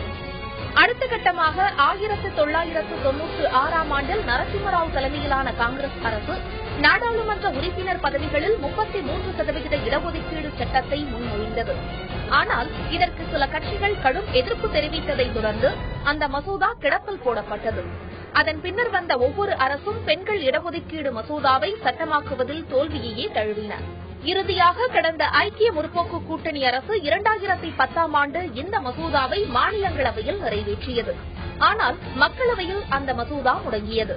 ஆட்சி முடிவடையும் தருவாயில் 2014ஆம் ஆண்டும் இந்த மசோதாவை வெற்றி பெறச் செய்ய காங்கிரஸ் எடுத்த முயற்சிகள் தோல்வியில் முடிந்தன. இந்த சட்டத்திற்கு முலாயம் சிங், சரத் யாதவ், லல்லு பிரசாத், மாயாவதி ஆகியோர் கடும் எதிர்ப்பு தெரிவித்து வருகின்றனர். தாழ்த்தப்பட்ட பிற்படுத்தப்பட்ட பெண்களுக்கு உள் ஒதுக்கீடு அளித்துவிட்டு 33% இடஒதுக்கீட்டை அமல்படுத்த வேண்டும் என்பது அவர்களது கோரிக்கை. இதில் வேடிக்கை என்னவென்றால் பெண்களுக்காக வரிந்து கட்டி போராடுவதாக காட்டிக்கொள்ளும் எந்த அரசியல் கட்சிகளும் தங்கள் கட்சி சார்பில் 33% பெண்களை வேட்பாளர்களாக கூட அறிவிக்கவில்லை. உள்ளாட்சி அமைப்புகளில் பதவியில் இருக்கும் பெண்கள் பெரும்பாலும் கணவர்களின் கைப்பாவைகளாகவே இருக்கின்றனர் என்பதே மறுக்க முடியாத உண்மை. இந்த நிலையில் பிரதமர் மோடியின் சொந்த மாநிலமான குஜராத்தில் காவல்துறையில் பெண்களுக்கு 33% இடஒதுக்கீடு அளிக்கப்படும் என்று அதிரடி அறிவிப்பை வெளியிட்டு ஒட்டுமொத்த இந்தியாவின் கவனத்தை ஈர்த்துள்ளார் அம்மாநில பெண் முதல்வர் ஆனந்திபென் படேல். இது வெறுமனே குஜராத் காவல்துறை சார்ந்ததா அல்லது நாடாளுமன்றத்தில் 33% இடஒதுக்கீட்டிற்கான முன்மொழிவா என்பதை பொறுத்திருந்துதான் பார்க்க வேண்டும். நிறைவேறுமா 33% இடஒதுக்கீடு? பல கேள்விகள் எழுந்திருக்கின்றன. காவல்துறையில் பெண்களுக்கான இடஒதுக்கீடு இது சாத்தியமான விஷயமா? சில நடைமுறை பிரச்சனைகள் உள்ள ஒரு விஷயமா? வரலாற்று முக்கியத்துவம் வாய்ந்த போற்றத்தக்க ஒரு செயலா? இதெல்லாம் இந்த பகுதியில் விரிவாக நாம் அலசருக்கின்றோம். இந்த நிகழ்ச்சியில் நம்முடைய தொடர்கிறார் பாஜகவுடைய மாநில பொதுச் செயலாளர் வானதி ஸ்ரீனிவாசன், முன்னாள் காவல்துறை ஐஜி திரு ராமநாதன் அவர்களும் இந்த நிகழ்ச்சியில் இணைகிறார். இருவரையும் இந்த நிகழ்ச்சிக்கு வரவேற்கின்றோம். என்னுடைய முதல் கேள்வி வானதி ஸ்ரீனிவாசன் அவர்களுக்கு. இந்த ஒரு முடிவு போலீஸ் துறையில 33% இடஒதுக்கீடு ஒரு பெண் முதலமைச்சர் செய்திருக்கிறார் அப்படிங்கும்போது எல்லாருடைய கவனத்தையும் ஈர்த்திருக்கிறது. ஏத்துப்பீங்களா இந்த விஷயத்துல குஜராத்தை விட தமிழகம் தான் முன்னோடியா இருக்கு அப்படின்னு? ஓகே, பெண்களுக்கு எது நல்லது நடந்தாலும் அது எந்த அரசாங்கம் கொண்டு வந்தாலும் நிச்சயமா வரவேற்கத்தானே வேணும். அதனால இந்த 33% இடஒதுக்கீடு அப்படிங்கிற விஷயத்தை பொறுத்த வரைக்கும் உங்களோட தொகுப்புல முன்னாடி காட்டின மாதிரி இன்னும் பெரிய ஒரு அடுத்த கட்ட இதுக்கு நம்ம போக வேண்டி இருக்குது. குறிப்பாக அந்த எம்பவர்மெண்ட்ல மிக முக்கிய பங்கு வகிக்கக்கூடிய நாட்டினுடைய உயர்ந்த அமைப்புகளுக்கு, குறிப்பாக பாராளுமன்றத்துல, சட்டசபையில இந்த மாதிரி போக வேண்டியதற்காக முன்னோடியாக நீங்க இந்த 33% இடஒதுக்கீடை குஜராத்தினுடைய மாநில முதலமைச்சர், பெண் முதலமைச்சர் இதை கொண்டு வந்திருக்கிற இதே நேரத்துல பாராளுமன்றத்தை பத்தி சொன்னதுனால தொகுப்பிலேயே கேட்டது போல எவ்வளவு பெண்களுக்கு 33% இடஒதுக்கீடு உங்க பார்ட்டியில டிக்கெட்ஸ் கொடுக்கும்போது வேட்பாளர்களுக்கு கொடுக்கும்போது எந்த தடையும் இல்லை, அதை செஞ்சிருக்கலாம். தமிழகத்துல எவ்வளவு பெண் வேட்பாளர்கள் பாஜக அணியில இருந்து நின்னீங்க? யாரும் நிக்கல. சோ அந்த ஒரு மனமாற்றம் உங்க கட்சியிலேயே நான் என்ன சொல்றேன், இந்த மனமாற்றம் இந்த ப்ராசஸ்ல சில நேரத்துல ஏன் இந்த இடஒதுக்கீடெல்லாம் கொண்டு வரோம் அப்படின்னு சொன்னா, நிச்சயமாக இந்த பிரிவுக்கு அந்த இடஒதுக்கீடு வந்தா தான் அதற்கான வாய்ப்புகளை கொடுக்க முடியுங்கிறதுக்காக தான் இடஒதுக்கீடு. ஜெனரலாவே எல்லாரும் எல்லா இடத்துலயும் இருந்துட்டு இருக்கும் போது இடஒதுக்கீடு அது எந்த இடத்துலயுமே எந்த பிரிவுக்குமே கிடைக்காம போயிடும். அதனால நம்ம சமுதாயத்திலேயே அரசியல் ரீதியாக பெண்களுடைய பங்களிப்பு அப்படிங்கிறது மிக மிக குறைவா இருக்கிறது. அவர்கள் கட்சியில ஈடுபடுறதாகட்டும், இன்னைக்கு ஒரு ஆர்ப்பாட்டத்துல பாருங்க, பெண்கள் அதுல எவ்வளவு பேர் குறைச்சலா தான் இருப்பாங்க. அதனால முதல்ல அரசியலுக்குள்ள கொண்டு வரதுக்கே பெண்களை கொஞ்சம் தயார் பண்ண வேண்டி இருக்கு. இந்த உள்ளாட்சி பிரதிநிதிகள்ல 33% கொண்டு வந்தது அப்படிங்கிறது ஒரு மிகப்பெரிய ஒரு மாற்றம். அது யார் கொண்டு வந்திருந்தாலுமே அது மிகப்பெரிய மாற்றம். நீங்க சொல்றீங்க அண்ணன் கூட வராங்க, தம்பி கூட வராங்க, அப்பா கூட வராங்க, இதெல்லாம் இருக்குது. ஆனா இதை தாண்டி அதுல இருந்து எவ்வளவு சிறப்பான பெண்கள் இன்னைக்கு நம்ம கிடைச்சிருக்காங்க. இது ஒரு ப்ராசஸ். ஒரு நாள்ல பாலிடிக்ஸ்ல நீங்க மேல உடனே எல்லாத்தையும் மாத்துறதுக்கு முடியாது. அதனால இந்த குறிப்பாக இன்றைக்கு நம்ம விவாதத்துல பேசுற போலீஸ் துறையில 33% இடஒதுக்கீடுங்கிறது உண்மையாகவே ஒரு வரவேற்க தகுந்த விஷயம். அதிலும் குறிப்பாக இன்று பெண்களுக்கு எதிராக அதிகரித்துக் கொண்டிருக்கக்கூடிய வன்முறை, பாலியல் ரீதியான பல்வேறு விஷயங்கள், இது எல்லாமே பெண்களை அதிக அளவுல காவல்துறையில பயன்படுத்துவதன் மூலமாக ஒரு பெரிய நம்பிக்கை பெண்கள் மத்தியில் அது உருவாக்கும். திரு ராமநாதன் அவர்கள்ட்டையும் அதான் கேட்க விரும்புகின்றேன். மற்ற துறைகள்ல அப்படிங்கும்போது புரிந்து கொள்ள முடிகிறது, காவல்துறையில அப்படிங்கும்போது வேறு சில கேள்விகளும் எழுந்திருக்கிறது. நடைமுறையில இது சாத்தியமா? ஏன்னா நைட் ஷிப்ட் இருக்கக்கூடிய விஷயம், சில கடுமையான பணிகளை செய்ய வேண்டிய விஷயம். கட்டாயமா இங்க 33% இடஒதுக்கீடு காவல்துறையில கொண்டு வரும் பொழுது நடைமுறையில சில சிக்கல்கள் கொண்டுதான் இருக்குமா, இல்ல அதெல்லாம் களையக்கூடியதுதானா? முதல்ல ஒரு விஷயம் என்னன்னா, நம்ம மாதிரி ஒரு நாட்டில் 65 ஆண்டுகால சுதந்திரத்திற்கு பிறகு பெண்களுக்கு உரிய உரிமைகள் கொடுக்கப்பட வேண்டும், அதில் எந்த சந்தேகமும் இல்லை. கண்டிப்பாக கொடுக்க வேணும். இதுவே ரொம்ப தாமதம். அதெல்லாம் 33% ஒதுக்கீடுகள் அரசு பணிகளில் கொடுக்கறதுல எந்த எதிர்ப்பும் அல்ல, கண்டிப்பாக வரவேற்கத்தக்கது.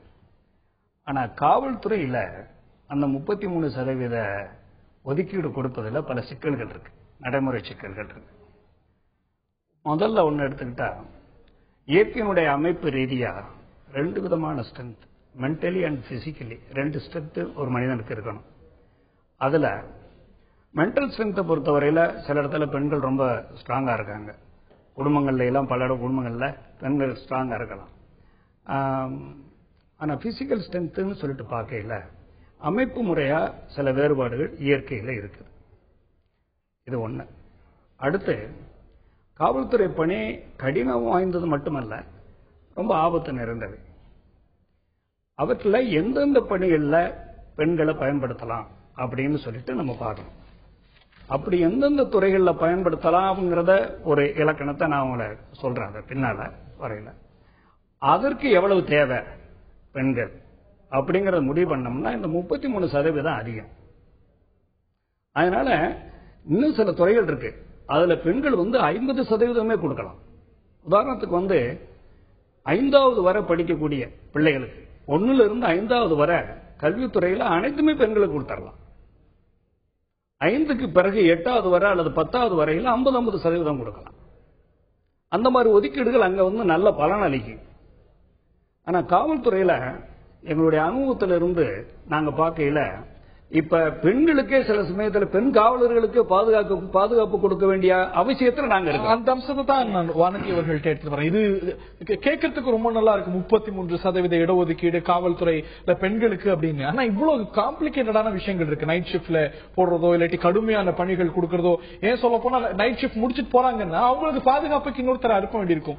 சோ வேறு சில ஆபத்தான விளைவுகளையும் சேர்த்தே கொண்டு வரும்போது எந்த ஒரு முயற்சியும் எடுக்கப்படும் போது அதுல சில சொல்லக்கூடிய இந்த மாதிரியான சந்தேகங்கள், இந்த மாதிரியான நடைமுறை சிக்கல்களை இதை தாண்டி தான் வரணும். அதுக்காக ஆரம்ப காலத்துல பெண்கள் வேலைக்கு போறது அப்படிங்கறது இது வேற மாதிரியான பார்க்கப்பட்டது. அப்புறம் டீச்சர் வேலைக்கு வேணா போனா பரவாயில்ல, 9ல இருந்து 5 வரைக்கும் போனா பரவாயில்ல. இன்று உங்களோட மீடியால வேலை செய்யற எத்தனை பெண்கள் உங்களுக்கு சரிசமமா நைட் ஷிப்ட் கூட வேலை செஞ்சுட்டு போயிட்டு இருக்காங்க. இன்னைக்கு மாறுதல் வந்துட்டே இருக்கு. பெண்கள் அதற்கேற்ப தங்களை தயார்படுத்திக் கொண்டே வருகிறார்கள். மீடியால நிச்சயமா செய்யலாம். மீடியா மட்டும் இல்ல, சாஃப்ட்வேர் கம்பெனில பாருங்க, கால் சென்டர்ல பாருங்க, சூழ்நிலை இருக்கு. அவங்க கேப் கொண்டு விடுவாங்க. ஆனா கேப் போயிட்டதெல்லாம் நாங்க பாக்குறோம். எவ்வளவு பேர் பாலியல் ரீதியாவும் கொலையாகிறதையும் பார்த்துட்டு இருக்கோம். அது செய்யறதுக்கு கட்டாயம் விதிமுறை மீறல்கள் தண்டிக்கத்தக்கது. ஆனா காவல்துறையில திருடர்களை கொண்டு போறது, இல்லாட்டி கொலைக்காரங்களை கையாளுறது, இல்லாட்டி தீவிரவாதிகளோட ஃபைட் பண்றது, இந்த மாதிரியான ஒரு கடுமை பணிகள்ல ஒரு ஆபத்துல நீங்க இதுல வானதி அவர்களுக்கு எதிர்ப்பான கருத்தா நம்ம இதை சொல்லல. இத பொதுவா ஏன்னா பெண்களுக்கு உரிய இடம் சமுதாயத்துல கிடைக்கணுங்கிறதுல எந்த விதமான வேறுபாடு கிடையாது. காவல்துறை பணிகள்ல நீங்க முக்கியமா நினைச்சுக்கோங்க. இப்ப கம்யூனிகேஷன்ஸ் இருக்குது, டிராபிக் ரெகுலேஷன்ஸ் இருக்குது, பெண்கள் சம்பந்தப்பட்ட குற்றங்களை விசாரணை பண்ணக்கூடிய இடம் இருக்குது, காவல் நிலையங்கள பதிவேடுகளை மெயின்டைன் பண்ணக்கூடிய பணிகள் இருக்குது. இப்படிப்பட்ட சில பணிகளுக்கு பெண்கள் ஆண்களை விட சிறந்தது, அவர் நல்லா பணி செய்வாங்க. ஆனா எங்களுடைய மொத்த இதுல இன்னைக்கு தமிழ்நாடு காவல்துறையில 1,00,000 பேர் இருக்காங்க. 90,000 இப்போ 1,00,000 ஆயாச்சு. இந்த 1,00,000த்துல 33,000 பேரை நீங்க பெண்களா கொண்டாந்தா காவல்துறை பணிகளை எந்த அளவுக்கு செயல்படுத்த முடியும்ங்கிறதுக்கு ஒரு தமிழ்நாட்டில் அமல்ல இருக்கக்கூடிய ஒரு விஷயம் இல்ல. நான் அதை சொல்றேன். இல்ல இல்ல, இங்க 33% 30% அமல்ல இருக்குல்ல. அரசாங்க வேலைகள்ல காவல்துறை உட்பட அரசாங்க வேலைகள், எல்லா அரசாங்க வேலையிலும் 30% பெண்களுக்கு ஒதுக்கப்பட்டிருக்கு. தமிழ்நாட்டில் அது சக்சஸா இருக்கு. இல்லையா? சக்சஸ் சொல்றாரு. இல்ல இல்லைங்க, சக்சஸ் சொல்ல முடியாது. ஒரு ஆய்வு நடத்தி பாருங்க, உங்க சக்சஸ் பற்றி நீங்க எத்தனை சதவீதம் என்ன பிரச்சனை இருக்கு? பிரச்சனை சொல்றேன். நீங்க அதுல சிலதை கோடிட்டு காமிச்சிங்க. இப்ப காவல்துறையுடைய முக்கியமான பணி பீட் அனுப்புறது. பீட் அனுப்புறதுக்கு 2 பெண்களை பீட் அனுப்ப முடியாது. ஏன்னா அவர்களால போய் அந்த பணியை செய்கின்ற பொழுது அவர்களுக்கு ஆபத்து நிறைய இருக்குது. ஒண்ணு. அதே மாதிரி இரவு நேர ரோந்துகளுக்கு அனுப்ப இயலாது. அதே மாதிரி கலவர பகுதிகளில் பிக்கெட்னு போடுவோம், போலீஸ் பிக்கெட்டுக்கு போட இயலாது. இன்னும் சொல்ல போனா இந்த மாதிரி மாநாடுகள், அரசியல் கட்சிகள் மாநாடு நடக்குது, முக்கியமா முதலமைச்சரோ அல்லது பிரதம அமைச்சரோ முக்கியமானவர் வருகின்ற நேரத்தில் கூட பாதுகாப்பு பணியில பெண்கள் பகுதியில், நான் அதை என்ன நட்டாக்க, நம்ம நாட்டில் இந்திய நாட்டில் இப்ப வெளிநாட்டு பெண்களுக்கும் இந்திய நாட்டு பெண்களுக்கும் பல வேறுபாடுகள் இருக்குது. நம்மளுடைய வளர்ப்பு முறை, பண்பாட்டு முறைகள், அவற்றில் பலவிதமான வேறுபாடுகள் இருக்குது. அதெல்லாம் பிரதிபலிக்குது. எப்படி பிரதிபலிக்குது அப்படின்னா, இப்போ ஒரு கூட்டத்தை நீங்க ரெகுலேட் பண்றீங்கன்னா அங்க பெண்கள் கூட்டத்திற்கு போய் பெண் காவலர்களை பெண்ணறியால் போட்டோம்னாக்க பண்ண முடியதில்லை. ஏன்னு கேட்டா எப்படி இருக்கு இயல்பு எப்படின்னா, நீங்க வாங்க நேரடியா வாங்க வீடியோல பாருங்க. இவங்க சொன்னா அவங்க கேட்க மாட்டேங்கிறாங்க. அது மட்டும் இல்ல, இவங்க சொன்னது இல்ல, நான் சொல்லிடுறேன். அது எப்படின்னா, இவர்கள் பெண்கள் போயிட்டு பெண் காவலர்கள் வந்து பெண்களை வந்து நீங்க அமைதியா இருங்க அப்படின்னு சொன்னாவே எதிர்த்து பேசுறாங்க. இவங்க போய் தள்ளி பிடிச்சாங்கன்னா அவங்க தள்ளி விடுறாங்க. இதற்காக நான் வந்து அனுபவ ரீதியா நான் பிஎம் பாதுகாப்பு சிஎம் பாதுகாப்பு பலமுறை செய்ததான். இவர்களை எல்லாம் வந்து எப்படி ஒவ்வொரு இடத்துலயும் எப்படிங்கிற பயன்படுத்தி இருக்கிறேன். அந்த மாதிரி நேரங்கள்ல நான் பார்க்கல. உடனே நான் வந்து ஆண் காவலர்களை தான் அங்க அனுப்பி செய்ய வேண்டிய ஒரு சூழ்நிலையில இருக்கிறோம். பெண்களுக்கு 33% இடஒதுக்கீடு காவல்துறையில் இது சாத்தியமான நடைமுறையில வெற்றிகரமாக செயல்படக்கூடிய ஒரு முடிவு தானா? வரலாற்று சிறப்புமிக்க முடிவா, இல்ல நிறைய நடைமுறை சிக்கல்கள் கொண்ட ஒரு விஷயமா? இதைத்தான் இந்த நிகழ்ச்சியில் விரிவாக பேசி வருகின்றோம். ஏன் இந்த விவாதம் எழுகிறது என்றால், குஜராத் காவல்துறையில் 33% இடங்கள் பெண்களுக்கு ஒதுக்கப்படும் என்று அந்த முதலமைச்சர் சொல்லியிருக்கிறார். அந்த மாநிலத்துடைய முதலமைச்சர் ஆனந்திபென் பட்டேல் சொல்லியிருக்கிறார். இதுதான் தேசம் முழுவதும் கவனத்தை ஈர்த்திருக்கிறது. மற்ற மாநிலங்களும் பின்பற்ற வேண்டிய ஒரு விஷயமா அப்படிங்கிற கேள்வி எழுந்திருக்கிறது. இடைவெளிக்கு முன்னாடி திரு ராமநாதன் சொன்ன விஷயத்தை பார்த்திருப்பீங்க. தமிழ்நாடு போலீஸ் கமிஷன் ஒரு விரிவான ஒரு ஆய்வறிக்கை வெளியிட்டிருந்தது. அதுல கூட சொல்லியிருக்கக்கூடிய விஷயம், இன்னைக்கு வந்து 30% இடஒதுக்கீடு கொடுக்கணும்னாலும் கூட நிறைய நடைமுறை பிரச்சனை இருக்கிறது. வீட்டுல போடுறதுலயோ இல்ல நைட் டியூட்டி போடுறதுலயோ இல்லாட்டி ஒரு சென்சிட்டிவ் ஏரியாஸ் அனுப்புறதுலயோ இதுவே ஒரு நிலைநாட்டுவதில்லை. இல்ல, நான் என்ன சொல்றேன், இந்த பிராக்டிகல் பிரச்சனை இது எல்லாமே எங்களுக்கும் புரியுது, நான் இல்லன்னு சொல்லல. நீங்க வந்து பெண் காவலர்களுக்கே பாலியல் தொந்தரவு தரக்கூடிய விஷயங்கள் எல்லாம் நாங்க பாக்குறோம், நான் இல்லன்னு சொல்லல. ஆனா ஒரு விஷயத்த புரிஞ்சுக்கோங்க, இங்க பெண் ஐபிஎஸ் ஆபீசர்ஸ் ரொம்ப திறம்பட செயல்பட்டு இருக்காங்க. நாடு முழுக்கவே ஐபிஎஸ்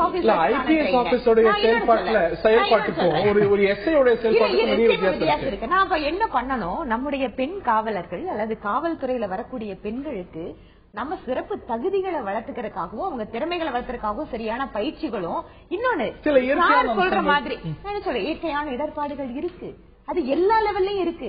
எல்லாரும் அதை தாண்டி எப்படி கொண்டு வர்றதுங்கிறத பத்தி தான் நம்ம இன்னைக்கு மற்ற விஷயங்கள்ல கவனம் செலுத்துங்க. வேலை வாய்ப்பு, பார்லிமெண்ட்ல, சட்டசபையில இதெல்லாம் கொண்டு வாங்க, ஒவ்வொன்னா கொண்டு வர வேண்டி இருக்கு. நான் முதல்ல சொல்ற மாதிரி பிஜேபி ஆரம்பத்துல நீங்க தேர்தல் சமயத்துல ஏன் பெண்களுக்கு சீட்டு கொடுக்கல அப்படிங்கிற ஒரு மிக முக்கியமான ஒரு கேள்வி எழுப்புனீங்க. அதை நான் புரிஞ்சுக்க முடியுது. அதை பற்றி ஒரு அரசியல் தலைவர் குறிப்பிடும் போது பாரத மாதா கி ஜெய் அப்படிங்கிறாங்க, தமிழ்நாட்டுல ஒரு மாதா கிடைக்கலையா அப்படின்னு குறிப்பிட்டாரு. இல்ல, நான் என்ன சொல்றேன், இந்த அரசியல்ல தொகுதிகள், சீட்டு, இந்த மாதிரியான விஷயங்கள் அது பெண்களுக்கு வந்து இல்லாம அப்படிங்கறது வருத்தம் தான். அது எந்த அளவுக்கு அது கொடுக்க முடியும், தொகுதி, கூட்டணி, பல்வேறு பிரச்சனைகள் இருக்கு.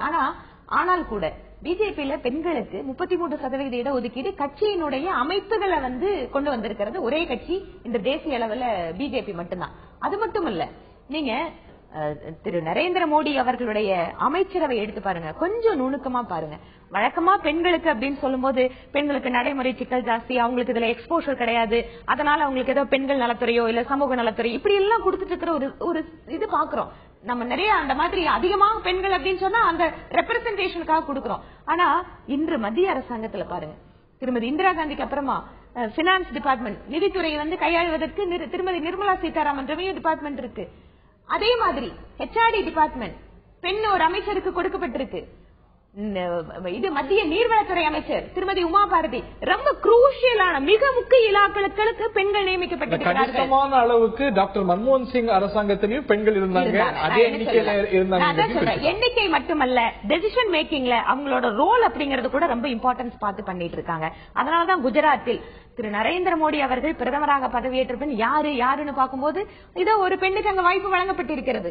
அப்ப என்ன ஆகும், ஏன் வந்து இந்த இடஒதுக்கீடு பெண்களுக்கு வேணும் அப்படின்னு கேட்கிறோம்னு சொன்னா, நீங்க மிக முக்கிய அரசாங்கத்தினுடைய முடிவுகளை எடுப்பதில், கொள்கை முடிவுகளை வகுப்பதில் பெண்களுக்கான இவர் சொல்ற மாதிரியே இயற்கையாக சில விஷயங்கள் பெண்களுக்கு எப்படி தடையாக இருக்குதுன்னு நம்ம நினைக்கிறோமோ, இயற்கையாகவே பெண்கள் அவர்களுக்கென்று என்ன தேவை என்று ஒரு பெண்ணால் புரிந்து கொள்ள முடியும் போது திட்டங்களை அதற்காக வகுக்கலாம். அவங்க சொல்லக்கூடிய விஷயம், பெண்களுக்கு எதிரான குற்றங்கள் நடக்கும் பொழுது அதை ஒரு பெண் அதிகாரி கையாளும் பொழுது அதோட தன்மை வேற. சோ கிரைம்ஸ் அகேன்ஸ்ட் விமன் இந்த அளவுக்கு அதிகரிக்கும் பொழுது இதனது அவசியமும் இருக்கிறது அப்படிங்கிற அதுல ஒரு விஷயம், குறிப்பா வந்து அடிப்படையான தத்துவத்துல கருத்து வேறுபாடு இல்ல.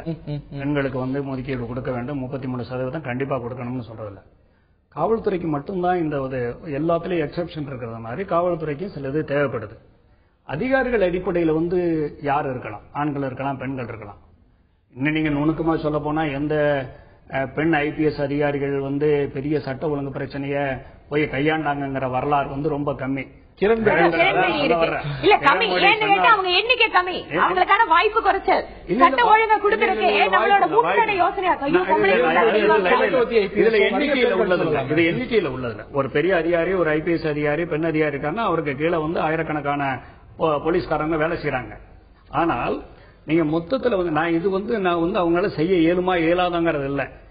இதுவரை நடந்திருக்கிற வரலாற்றுல ஒன்னும் பெரிய சிறப்புமிக்க இதுகள் அதிகமாக இல்ல. ஆனால் நான் என்ன சொல்றேன், நீங்க அதிகாரிகள் லெவல்ல கூட 33% கேளுங்க, அதை பத்தி கூட நான் வந்து அப்செக்ட் பண்ண போறது இல்லை. ஆனால் களப்பணியாளர்கள் நிலைமையில இருக்கக்கூடியவர்கள், காவலர்கள் இருந்து சப் இன்ஸ்பெக்டர் வர அந்த நிலைமையில நீங்க 33% கொடுத்தாக்கும் சட்ட ஒழுங்கு பிரச்சனையை நிலைநாட்டுவது வந்து எதிர்காலத்தில் மிகப்பெரிய கேள்விக்குறியா இருக்கும். 2007 தொடங்கி 30% அளவுக்கு இடங்கள் காவல்துறை உட்பட பெண்களுக்கு ஒதுக்கப்பட்டு வருகிறது. இங்க என்ன சீரழிஞ்சு போச்சு? அதனாலதான் நீங்க சொல்றேன், இப்ப தமிழ்நாட்டில் தினந்தோறும் நீங்க பத்திரிகையிலையும் டிவிலையும் சொல்லிட்டீங்க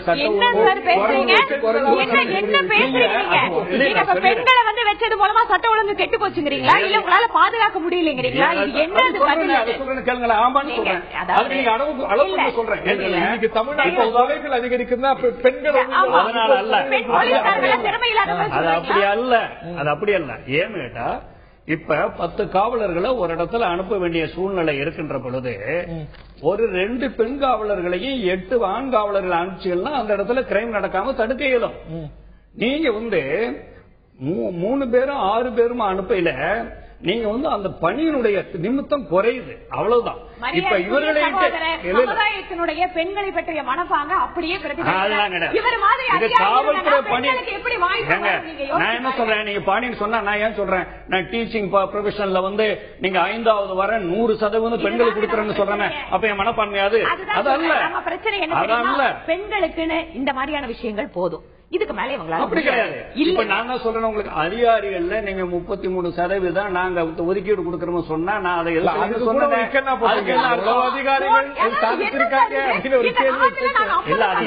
அப்படின்னா இவங்க சொல்றாங்கல்ல வாய்ப்பு கொடுக்கணும்னு சொல்றாங்கல்ல, நீங்க நிறைய அதிகாரிகளுக்கு வாய்ப்பு கொடுங்க, அவங்க நடவடிக்கை எடுக்கட்டும். அதிகாரிகளுடைய பணி வந்து வேற, களப்பணியாளர்களுடைய பணி வேற, அவங்களுடைய செக்யூரிட்டியும் சம்பந்தப்பட்டது. களப்பணியாளர்கள் இன்னும் சொல்றேன், நான் சொல்றேன், நீங்க பாலிய குற்றம் நடக்குது, பாலிய குற்றத்தை வந்து இந்த டெல்லியில் நடந்த பாலிய குற்றத்திலேயோ மற்ற குற்றத்திலேயோ அந்த இடத்துல பெண் காவலர்கள் போய் அதை தடுக்க இயலும்னு நீங்க நினைக்கிறீங்களா? நான் ஒண்ணு சொல்லட்டுங்களா, நான் ஒண்ணு சொல்லட்டுங்களா, இன்னைக்கு பெண்கள் கையில நீங்க இல்ல, பெண்களுக்கு தகுந்த பயிற்சியும் அவங்களுக்கு வந்து நீங்க தேவைப்படக்கூடிய உதவிகளை செய்யணும், நிச்சயமா அவங்க சிறப்பா செயல்பட முடியும். இன்னைக்கு ஒரே ரொம்ப சிம்பிளான விஷயம் சொல்றேன் சார். இன்னைக்கு ஒரு சில பெண்கள் சொல்றாங்க, ஆம்பளைங்களை எங்களால அடிக்க முடியுங்க, வீட்டுல வெளியில வேணா ஓபனா சொல்ல மாட்டாங்க, எத்தனையோ புருஷங்க கொண்டாடி அடிக்கிறேன்னு சொல்றாங்களா இல்லையா? பொம்பளைங்களால முடியும் சார், நீங்க வந்து ரொம்ப சிம்பிளா பொம்பளைங்களால அடிக்க முடியாங்கலாம் சொல்லாதீங்க. எங்க கையில வந்து நீங்க பெண்கள் கையில நீங்க கொடுத்து பாருங்க, சரியா விஷயத்தை கொடுங்க. எல்லாம் சவால்கள் இருந்தாலும் சமாளிக்கக்கூடிய சவால்கள் தான் அப்படின்னு நீங்கள் சொல்ல, இயற்கையாகவே சில இடர்பாடுகள் இருக்கிறது. ஆக இது வந்து ஒரு அதிகாரிகள் அளவில் இருக்கலாம், ஆனால் காவல்துறையில பொதுவா வந்து ஒரு செக்யூரிட்டி அவர்களுக்கே ஆபத்தா இருக்கக்கூடிய விஷயங்கள்ல செய்யும் பொழுது சட்டம் ஒழுங்கை சமாளிப்பதில் சில பிரச்சனைகள் அது கொண்டு வந்துடும் அப்படின்னு திரு ராமநாதன் சொல்வதாக நான் புரிந்து கொள்கின்றேன். இது சக்சஸ் மாடலாக இருக்க போகிறதா இல்ல இது தொடர போகிறதா? தமிழ்நாட்டில் 30% அளவுக்கு பெண்களுக்கு காவல்துறையிலும் இடஒதுக்கீடு கொடுக்கப்படுகிறது, சில இடங்கள்ல அதை தாண்டியும் கொடுக்கப்படுகிறது என்பது நமக்கு கிடைக்கக்கூடிய செய்தியாக இருக்கிறது. அகில இந்திய அளவில் பரவ போகிறதா? நிச்சயமாக அகில இந்திய அளவில் எடுத்து பார்க்கும்போது மற்ற மாநிலங்களை விட தமிழ்நாட்டில் அதிகமாக பெண் அதிகாரிகள் இருக்கிறார்கள். அகில இந்திய அளவில் காவல்துறையில பெண்களுடைய பங்கு அப்படின்னு பார்த்தால் 5%க்கும் குறைவுதான். ஆனால் இந்த துறையிலும் அவர்களுக்கான சரியான பிரதிநிதித்துவம் கொடுக்கப்பட வேண்டுமா? இந்த விவாதங்கள் இன்னும் பல தளங்கள்ல நடக்கவே போகிறது. இந்த தருணத்தில் பங்கு பெற்ற திரு ராமநாதன், திரு வானதி ஸ்ரீனிவாசன் மற்றும் பார்த்தினர்களுக்கு நன்றி தெரிவித்து விடைபெறுகின்றோம்.